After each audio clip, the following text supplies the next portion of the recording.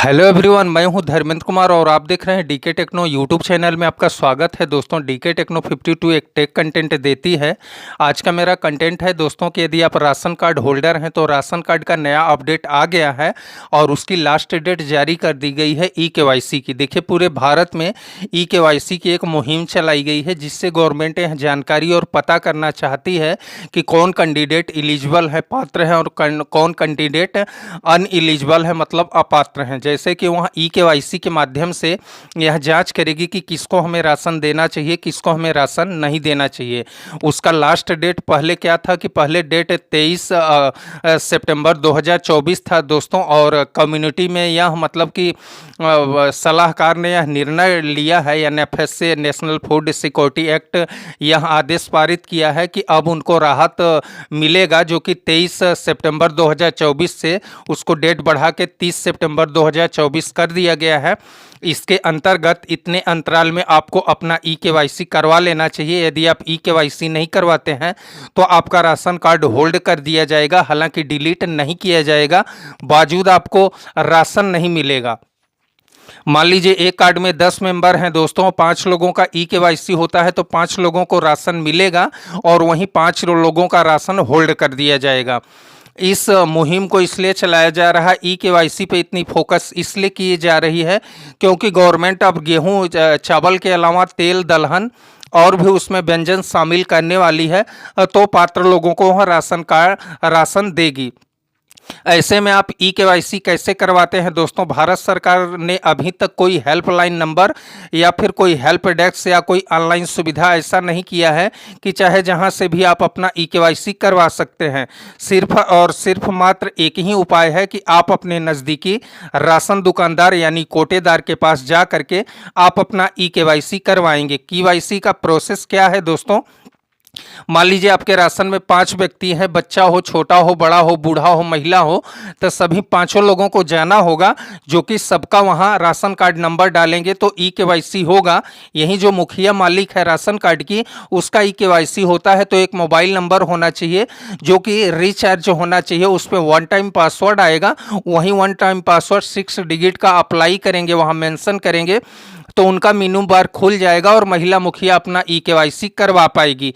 यह तो जो गांव में रहते हैं उनके लिए है दोस्तों, और जो लोग बाहर रहते हैं, मान लीजिए कि शहर बनारस कहीं रहते हैं अपने गांव को छोड़ करके, तो वहां यदि वहां अपने गांव नहीं आना चाहते हैं, काफ़ी ट्रैवलिंग में ट्रैफिक रहता है और पैसे भी भाड़ा किराया लग जाते हैं, तो वहां जो नज़दीकी दुकानदार हैं उनको भी यह अधिकार होता है कि आपका राशन कार्ड नंबर डाल के आपका फिंगरप्रिंट अपडेट करके आपका ई केवाईसी कर सकते हैं। इस क्रिया को करने के लिए आपको उनसे विनती और प्रार्थना, अनुग्रह और आग्रह करना होगा। उनको अधिकार होता है कि वह आपका ई केवाईसी कर दें। यदि मान लीजिए कि वहाँ आपसे कुछ पैसे का जिक्र करते हैं दोस्तों, तो मैं रिकमेंड नहीं करूँगा कि आप उनको पैसे दें।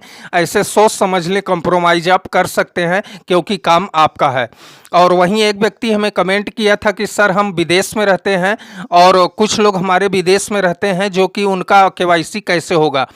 तो देखिए, आप विदेश में रहते हैं तो एक ही उपाय है कि जैसे हैं आप अपने स्वदेश लौटेंगे आप अपना ई केवाईसी करवा पाएंगे। और कोई धांधली करता है दोस्तों तो हेल्पलाइन नंबर 197876 पे आप कॉल कर सकते हैं, जो कि खाद्य और रसद विभाग की एक हेल्पलाइन नंबर है 1976 जिसको बोलते हैं दोस्तों। तो आई होप कि आपका डाउट क्लियर हो गया होगा दोस्तों। वीडियो में मैं थोड़ी जानकारी और दे देता हूं। ई केवाईसी में उन ऐसे लोग, अपात्र लोगों का पता चलेगा, जैसे मान लीजिए किसी कन्या की शादी हो जाती है और वह अपने ससुराल में चली जाती है और यहाँ उनके माता पिता या भाई बहन उनका राशन यहाँ ले रहे हैं, तो ऐसे में जब वो फिंगरप्रिंट जिसका जिसका ई केवाईसी होगा, गवर्नमेंट उतने लोगों को ही राशन मुहैया कराएगी। मान लीजिए किसी व्यक्ति की मृत्यु हो जाती है, उनका भी राशन डिलीवर किया जा रहा है राशन कार्ड होल्डर को, तो ऐसे में वह भी अपना अंगूठा नहीं लगा पाएंगे, उनका भी राशन रोक दिया जाएगा और वह राशन पात्र लोगों को दिया जाएगा। और तीसरी बात मैं आपको बता दूं कि मान लीजिए कोई स्टूडेंट है, उनका सरकारी जॉब लग गया है, गवर्नमेंट तनख्वाह रिसीव कर रहे हैं, ऐसे में उनका भी राशन कार्ड से नाम डिलीट कर दिया जाएगा और उनको भी राशन नहीं मिलेगा।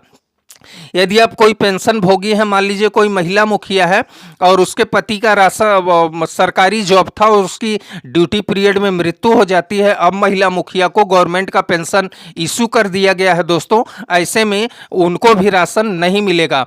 यदि मान लीजिए आप पिछले वर्ष की भांति इस वर्ष, पिछले वर्ष तो आप एक सामान्य आदमी थे, लेकिन बिजनेस व्यापार आपका इतना हायर हो गया कि आप इस साल मतलब 23-24 में आप इनकम टैक्स पेई हो गए हैं, तो भी आपको मतलब कि राशन मुहैया नहीं कराया जाएगा।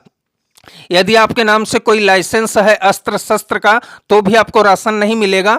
4 व्हीलर से लेके हैवी व्हीकल तक आपके नाम लाइसेंस है दोस्तों, तो भी आप राशन कार्ड के लिए पात्र नहीं होंगे। जीएसटी पे करते हैं दोस्तों, इनकम टैक्स, सेल टैक्स पे करते हैं, तो भी आप राशन के लिए पात्र नहीं होंगे।